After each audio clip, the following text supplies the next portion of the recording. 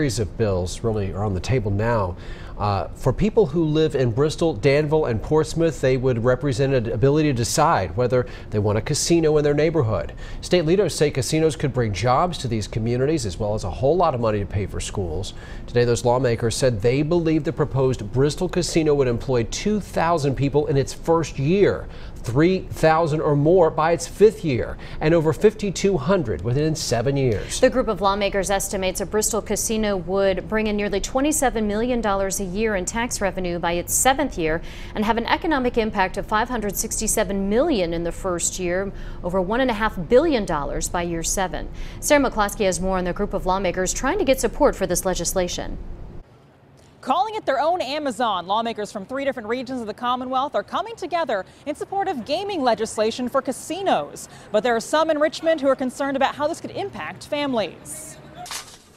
Backing bills of another kind that can unite people across party lines. Representatives from Bristol, Danville, and Portsmouth are putting their cards on the table to get legislation passed that would let the Virginia Lottery Board regulate casinos. Job opportunities and creating an economy for our people that we represent. A study estimates casinos would create 15,000 jobs in these areas over 7 years. And I think that's why you see Southside and Southwest and Portsmouth here together. The legislation would also put the decision in the hands of voters. They'll decide if the city or county can move forward with the project.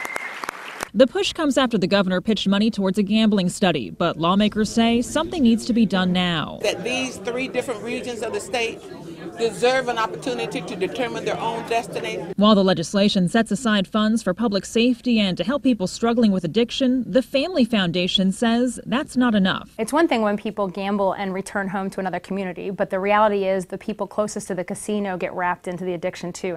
If the legislation passes the General Assembly, it would become law July 1st. Then localities could decide to put this referendum up on the ballot. Reporting in Richmond, I'm Sarah McCluskey. Legislation introduced by Delegate Israel O'Quinn of Bristol would establish a 10% tax rate on the receipts of gaming businesses. Half the proceeds would go to the Virginia Public School Construction Grants Program, and 1% would be paid to a newly created problem gambling treatment fund, with the remainder going into the state's general fund.